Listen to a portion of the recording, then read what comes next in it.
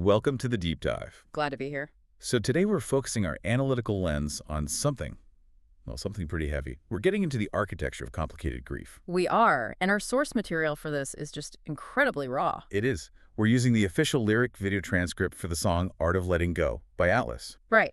And our mission really is to unpack how the speaker is processing or failing to process this profound loss. It's a real map of their psychology. Okay, let's unpack this then. The lyrics, they throw us immediately into this state of profound emotional stasis, right from the very first line. It's a very tangible, almost physical refusal of closure. The speaker says straight up, I don't even go to the graveside. It's too soon. And that too soon is everything. It's not about a calendar. It's a defense mechanism. By not performing that ritual, the loss remains. Well, it remains negotiable in their mind. Visiting the grave makes it final. It confirms it. And that's the terror. Exactly. It's the terror they're avoiding. And the intensity of this feeling, it's not just sadness. It's something much more dangerous. They say, we're living that goodbye hell, it might kill me too. That phrase, goodbye hell, is just... it's chilling. It reframes the entire experience. How so? Well, it's not a passive state of being sad anymore. It's an active, life-threatening crisis. An environment the speaker genuinely fears it will consume them, maybe lead them down the same path. It's an existential threat. And that threat leads directly to what I think is the core insight of the whole piece. The part about movement. Yes. Exactly. This crucial distinction they draw. The speaker is so adamant, I'm not moving on, I'm just moving through the art of letting go of you. And that is the line that defines their emotional lockdown. Moving on. That implies healing and implies, processing it and building a future. But they reject that completely. Completely. Moving through is just enduring, it's existing. Think of it like being on a treadmill. You're expending all this energy, you're moving, but you are not going anywhere. Just stuck in the same place. You're stuck in the loop of loss.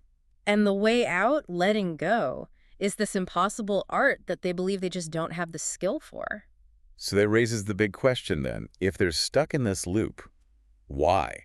Why can't they even start to learn this art? And this is where the lyrics pivot. We go from the symptoms, the avoidance, the stasis, to the root cause. The self. The self. It's this profound crisis of self-worth that was there long before the loss. And the line they use is it's brutal. Yeah. Life's just that if I'm not loved, then I'm a disaster. Wow. Yeah. It shows that their entire sense of value is external. It depends on being loved by someone else. So when that person is gone, the whole structure just collapses. The identity of loved one is gone, and the only alternative they can see is disaster. It's so binary. So the stakes of accepting the loss are unbelievably high. It means accepting they are a failure. And when you're afraid of being a disaster, you do what you've always done to survive. You deploy your expertise. And what's their expertise? Running. Avoidance, they say it themselves. All I've ever known is how to run. Which brings us to this incredible paradox. The one thing they're good at, the thing that's kept them safe before running, is the very thing that's trapping them now. Absolutely. It's the perfect trap. Grief requires you to stand still, to face the pain. But running is the only tool they have, so they conclude they can never master the art of letting go. Their survival instinct is sabotaging their recovery. It is. It's keeping them locked in that goodbye hell indefinitely. That is it's a powerful and devastating realization. So if they're trapped, what does that internal landscape even look like? The memory isn't just a memory. No, it's architecture. I love the metaphor they use. Your memory hangs on the walls and the halls of my mind. You see, the past isn't far away somewhere. It's the house they're living in. Their mind is a museum to this one person. And a museum with rooms they know are dangerous. They say, I try not to wander down those, but I do sometimes. Which speaks to how involuntary grief can be. Your rational mind knows that's where the pain is, that's where the disaster identity lives. But you go there anyway. The emotional mind it walks those halls out of habit. It's a constant battle. And in those halls, that's where the anger starts to bubble up. Yeah, because grief is never just one thing. It's messy. And we see that perfectly in who they blame. This tripartite blame system, as you called it. Exactly. It's a cycle. They say, I blame you, then God, even myself. It's this frantic search for a reason, for a place to put the pain. Let's break that down. Blaming the person who's gone. That gives an outlet for the anger, the feeling of abandonment. Right, blaming God. That puts it in some kind of cosmic context. It wasn't random, it was unfair. And then blaming myself. That feeds right back into the core fear. I'm a disaster. It's just proof. The fact that they're cycling between all three shows there's no resolution. And there's this one subtle line that just grounds that whole feeling of devastation since you left the winter down. Oh, that's so descriptive. It's not just winter in their heart. No, it's like the whole world got colder. The world participated in the grief. And there's no spring coming because the memory is still on the walls. It's a permanent season. That desolation, it kind of sets the stage for the next shift where they stop looking inward and start looking at the person they lost. Yeah, a moment of real empathy. The speaker starts to think maybe they were running from something too. You try not to feel it. I guess you were scared. A painful connection. Like they both shared this need for emotional flight. But then we get the line that changes everything. The needle didn't heal it. And that adds this immense layer of complexity.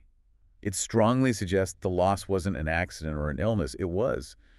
It might have involved addiction, self-destruction. So the person they're grieving was also trying to escape their own pain. And the method just, it failed. Which takes this from sadness into truly complicated grief. It's tangled up with guilt, with helplessness. Could I have done more? Was my love not enough? It makes the art of letting go even more impossible. How do you let go of someone who might have, in some way, chosen to leave? You can't. And that's why the need is still there, right next to the anger. Damn it, I still need you. That contradiction is the absolute heart of it. And all leads to these final, agonizing questions about the relationship itself. About whether it was even real. They ask, did you even care? Didn't get to keep you? If the other person was so lost in their own pain, their own running, was I just, what, a bystander? Exactly. And that final phrase, didn't get to keep you, is just this brutal acceptance of the bottom line. No matter what it was, they're gone. So this whole deep dive really shows that letting go isn't an achievement for the speaker. It's an impossible art form.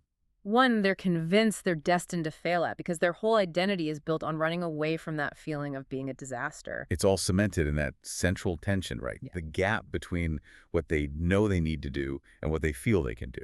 The emotional necessity versus the emotional impossibility. I know that I need to. But I just can't. It's a perfectly built psychological trap. And they can't learn the new skills to get out because the old broken ones are the only ones that feel safe. So since the speaker declares they will never master the art of letting go, it leaves us with a question for you, our listener, to think about. We've established that for this speaker, stopping the running means facing the terrifying identity of being a disaster. Right. Running is safety. So if that feels familiar, if running is the only skill you've ever mastered, was the first step, the smallest, most imperceptible step toward building a new identity. One that isn't defined by what you're running from. Yeah. What does mastery even look like when it's not about escape?